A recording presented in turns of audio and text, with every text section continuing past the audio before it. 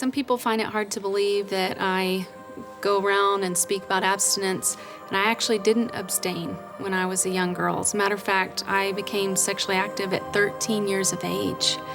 And I was raised by a single mother. I knew better. She had instructed me and conveyed to me that she did not approve of me having sex before I was married, but that was all she said. And we communicated very little about that. So I found myself as a young girl looking for love in all the wrong places, as we commonly do. And my friends were doing it, quite honestly, and with scarcely any thought, in a matter of months, went from feeling nervous to hold a boy's hand to actually having unprotected sex. And I remained sexually active throughout my teen years. 20 years of age, I was off at college and a member of a very prestigious dance team and a boyfriend, and as was my custom, I ended up having sex with him and I got pregnant. And so at 20 years of age, I dropped out of school, came home, I got married, tried to salvage the situation, but marriage was not happening. And so 22 years of age, I was a single mom.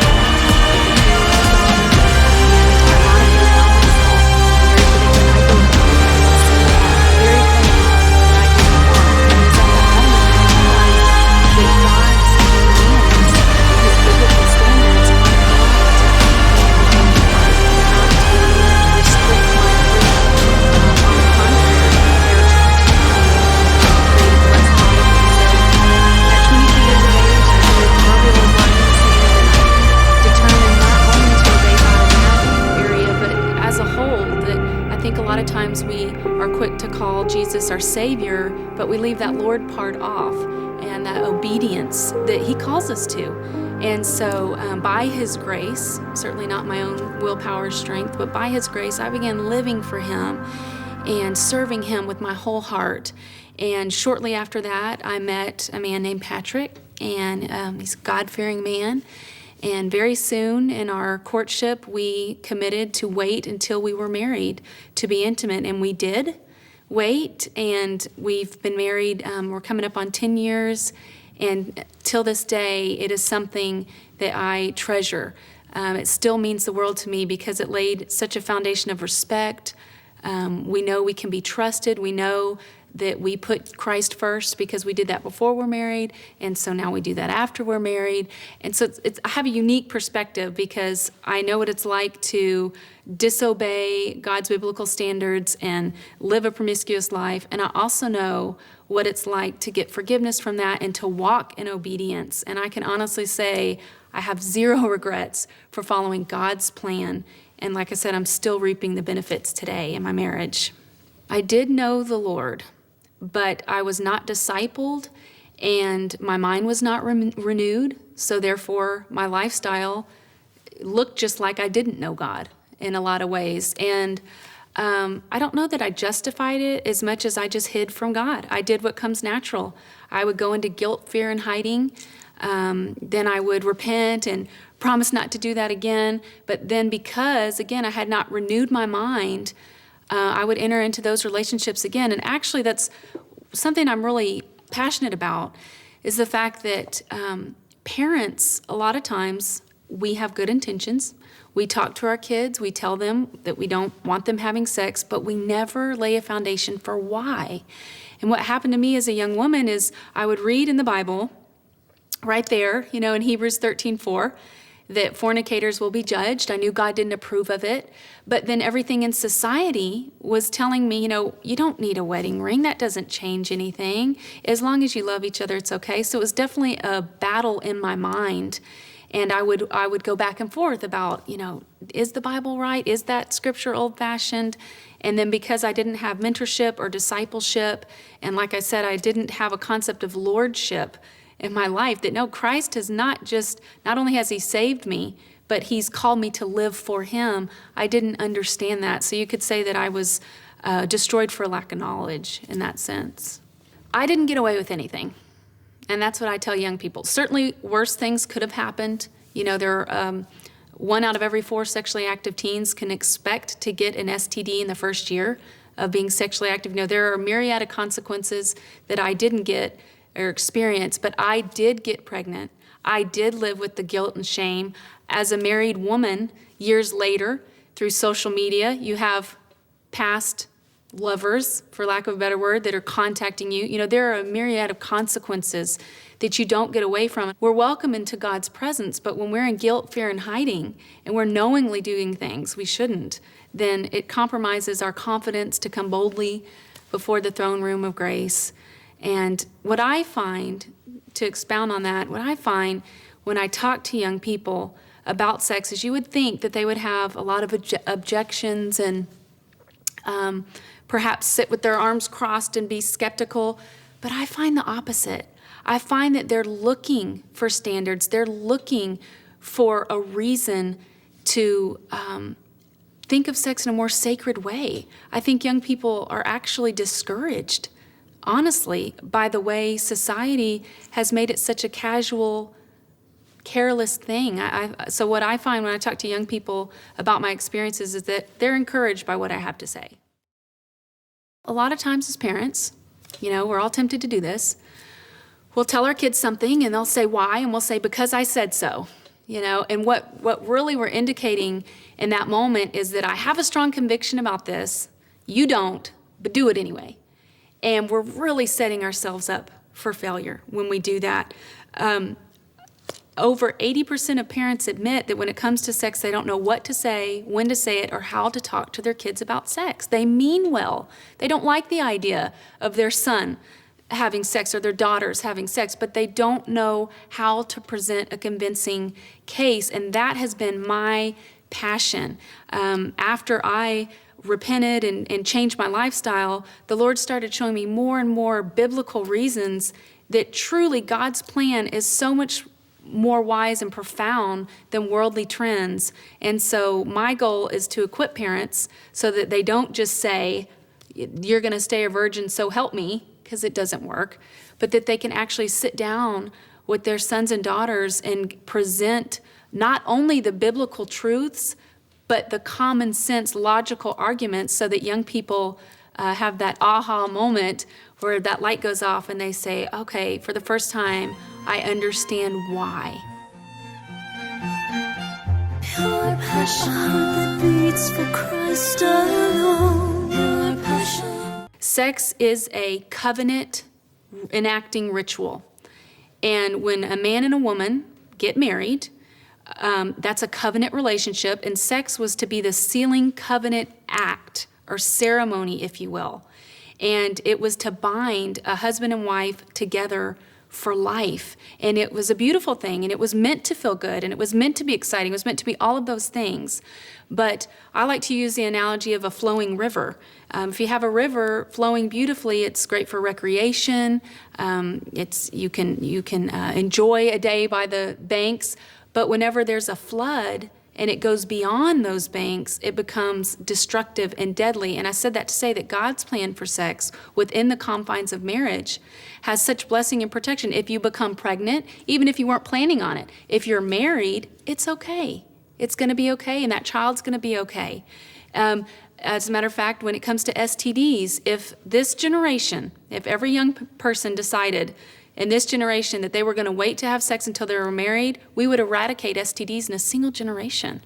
So God's plan, it's a plan of protection, it's a plan of blessing, and what happens, my husband and I like to use the illustration of a sticky note, and how if you take a sticky note and you stick it and you pull it off and you stick it and you pull it off, it starts to lose its ability to be adhesive, and that's what happens with sex.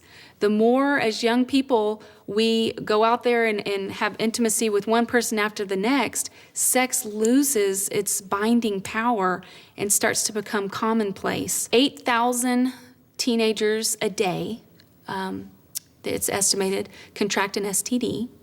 1 in 4 25-year-olds who are promiscuous will have an STD.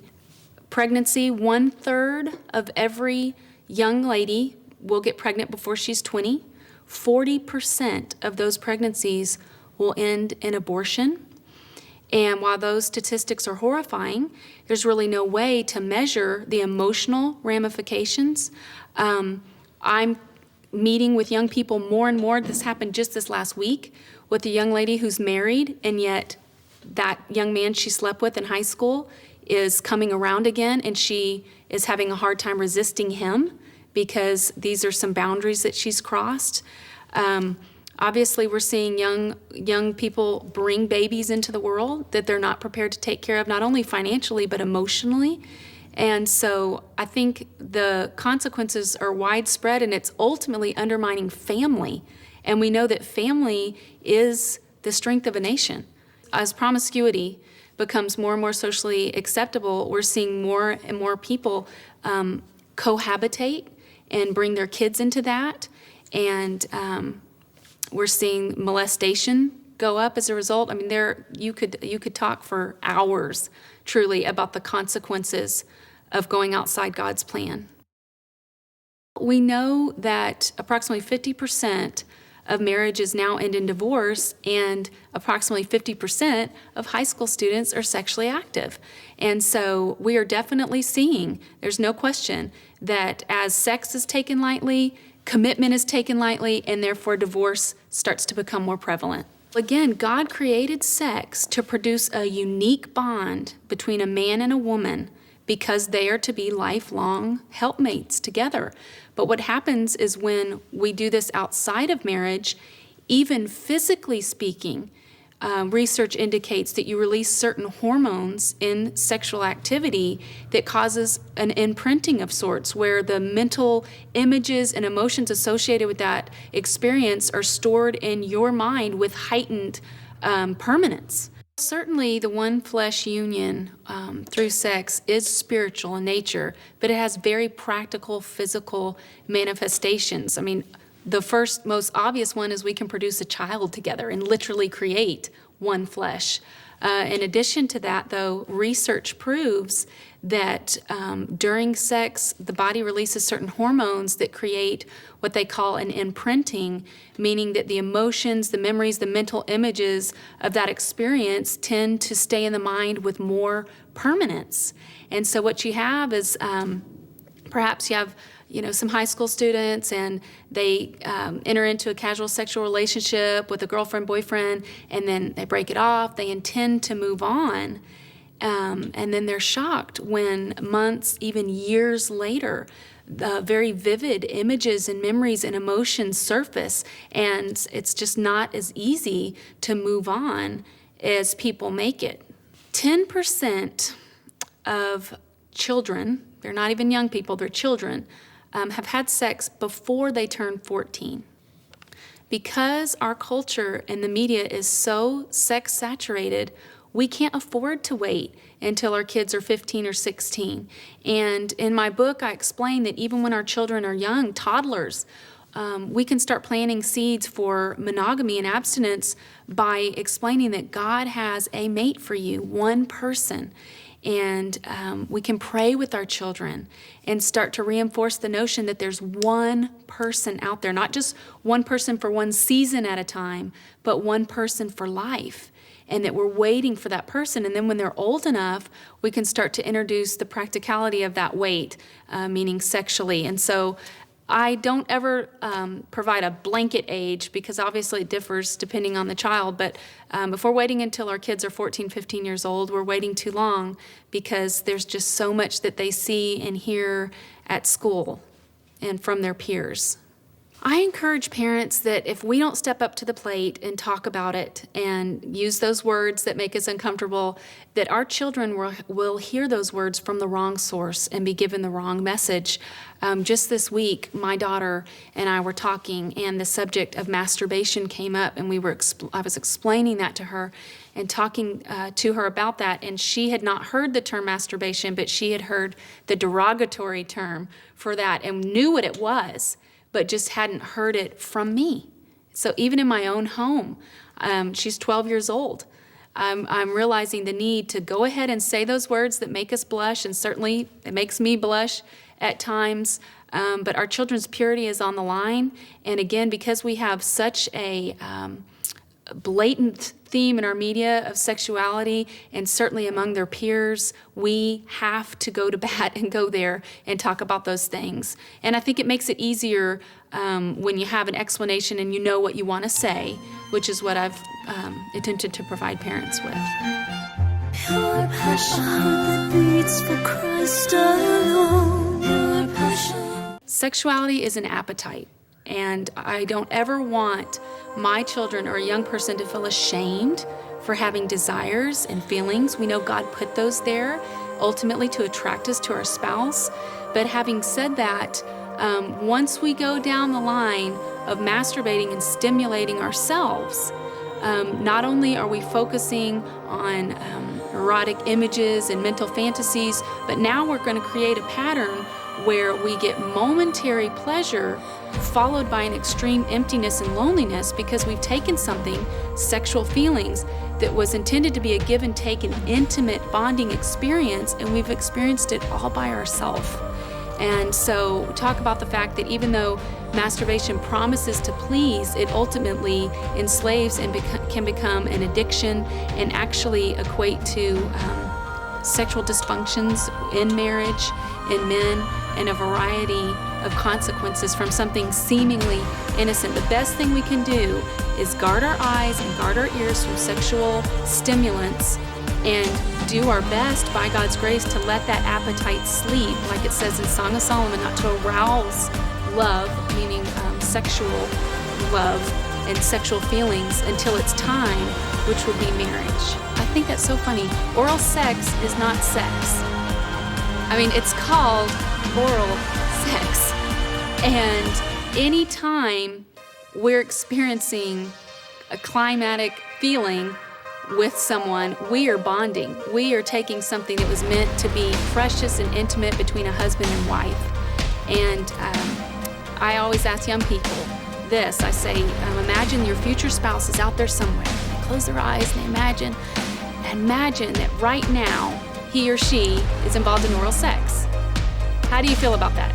They whine and shout, no, I don't want that. Of course you don't. Of course we don't. We don't want our future spouse doing that. So certainly that's just far too intimate. We know that our body's nakedness was not intended to be exposed to multiple partners, but again, to that one special person who's committed to love us for life. It is unrealistic not to wait. And what I mean by that is, let's say a 16-year-old decides to become sexually active with his girlfriend, and every few days he's having sex, and then there comes the inevitable breakup. And now his body, psychologically, emotionally, he's become used to this sort of physical gratification. Now what's he going to do? Is he just going to find someone to satisfy him? Within marriage, that's the only time that we can be assured that we have a partner to have sex with. Basically, we're left with feast or famine whenever we're single and we open that door. And as far as it being realistic, there are plenty of young people who are waiting. I know young people who have made that decision and on into their late 20s gotten married and remained a virgin, and it becomes a matter of setting good boundaries. They're not going to their girlfriend's house late at night when mom and dad are out of town and watching movies in the dark on the couch. They're setting boundaries to protect their sexual appetite because they want to honor God in that way, and they recognize that it is worth it to wait. And the problem with pornography is you've got paid individuals under the direction of a producer or director doing certain sexual things to make money, and they're not realistic. It's not the way women want to be treated. And what happens is when young men especially look at pornography and they get into pornography, then when they get older and they get married, suddenly they find that their precious wife is not as arousing as those extreme perverted things they've looked at. So once again, that thing that promised to please ends up becoming enslaving. It's one thing to sit a young person down, throw some statistics at them, talk about the consequences 10, 15 years down the line. It's another thing to make a decision that in my home, as a parent, we're going to have a standard of purity. It's going to affect what we log on to. It's going to affect what we watch on TV. And I'm going to disciple my kids, because this needs to be clarified, we cannot instill purity in our kids without planting a bigger foundation of spiritual discipleship. In other words, it always goes back ultimately to their heart for God. It does. At the end of the day, if our kids do not love and fear and respect a holy, forgiving God, then we're not going to get very far with our efforts to get them to stay away from illicit things, because let's face it, we can't monitor them 24 hours a day. And so I would just say to that certainly there are very practical things we could talk about the negative consequences, but at the end of the day, it has to be the bigger picture of serving God and knowing who He is and truly believing as a young person that God has my best interests at heart. If God says that I'm to stay away from this, there's a reason for that. And it takes time to build that foundation. That is not something where we schedule a 2-hour talk and then, get to say, hey, I had the talk and I'm done. It takes a commitment. And I say this a lot, it is easy to drop our kids off at youth group and pick them up an hour and a half later. It is a much bigger thing and takes a lot more sacrifice to actually disciple my kids in the Lord and make sure that they know Him, and that I'm not just conveying a bunch of rules and standards and shoulds and should nots, but that everything I'm teaching them about their purity is tied back to a holy, loving, present